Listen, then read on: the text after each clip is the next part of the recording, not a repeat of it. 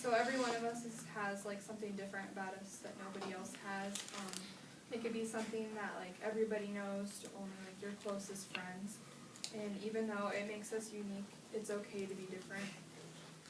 In second grade, I met my mom, Liz, and at that time, she was my dad's girlfriend. Because my biological mom and my dad were never married because my biological mom did a lot of bad things. Like, she abused a lot of drugs, like crystal meth and marijuana, and just made a lot of bad family decisions.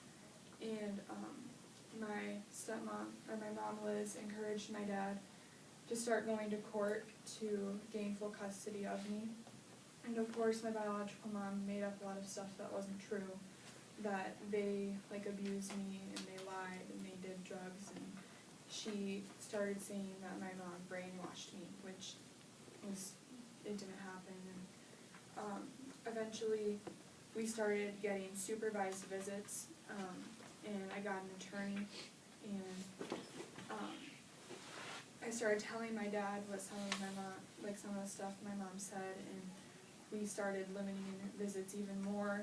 And especially when my dad started finding out, like, my mom's boyfriend, which was I have a little brother and a little sister, and then also another little sister, which I've never met because it happened after everything. My little brother's name was Ian, and my little sister's name was Allison.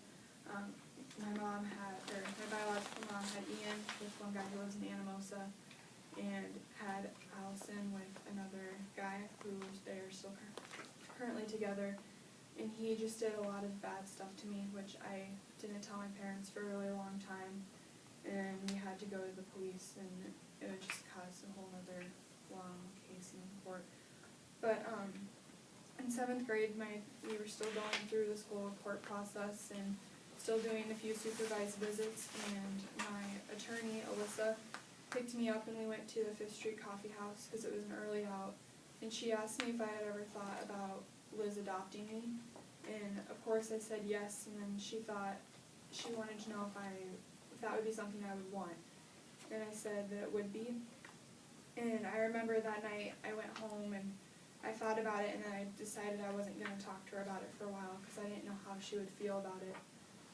Because at that point they weren't married yet. And I remember when I finally did tell her, she started to cry, and I thought that it was me and that I made the worst decision ever. And then the next day, I just kind of avoided her until she came up to me and told me that she was like happy, like there were tears of joy, and it felt like the world had just been like, the weight of the world was lifted off my shoulders. And she asked me if she should call the attorney to tell him that like something we should pursue with, and I said I wanted to do a few more visits because I didn't know if I was willing to give up seeing my younger brother and sister, because if I did go through with the adoption, we'd have to terminate my biological mom's parental rights. And so I went through with a few more visits, and every single one of them we had to leave early because they would find drugs, the people that were supervising the visits, or she would try and pull me off to the side and just start lying and saying a lot of stuff. Like, it was Christmas Eve one time, and she came up to me and she told me that if my little brother asked me how Africa was, to say it was good, because she had told him that I wasn't there for a while because I was in Africa feeding the hungry people, when really it was because she was abusing drugs. And I went up to the supervisor and said I needed to leave, and my biological mom asked if she could come with me, and I talked to her the whole way there, and she asked if I could forgive her, and I said no. And then I got out of the car and I just left.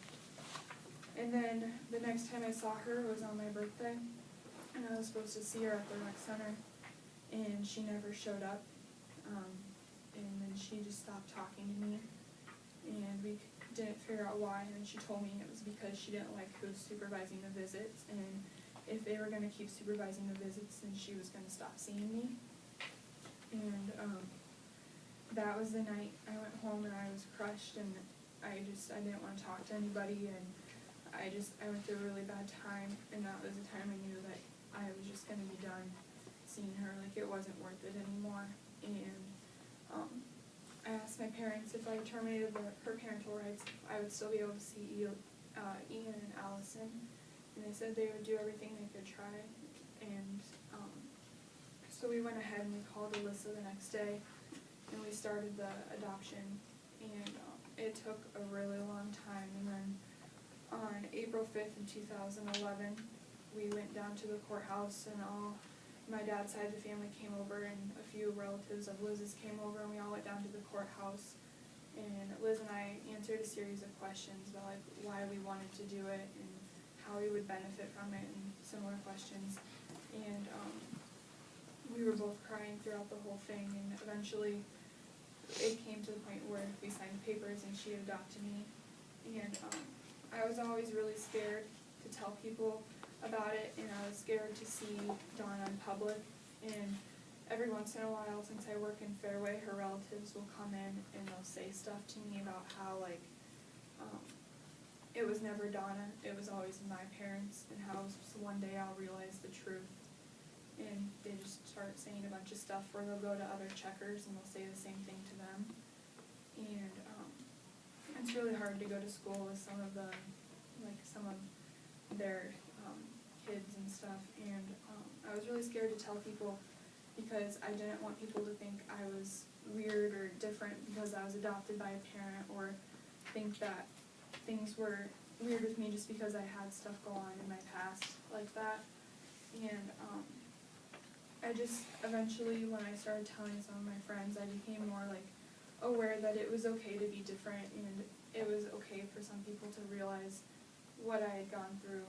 And every day I get more and more thankful that my mom came into my life and she's still there. And I still do not see Ian or Allison because we have tried to contact Ian's dad, but he's not responded. And we can't really contact Allison's dad, Jeremy, because of what he's done to me, and just the fact that he's still with Donna. And I've never met the other daughter that they had because it was after we terminated the parental rights. And what I learned from this is that it's okay to be different and to let people know, and just accept like what's happened. And what I think you guys can learn from this is that if you've had something traumatic in your past happen, like you don't have to tell people, but if you feel like you have to, it's okay to be different. And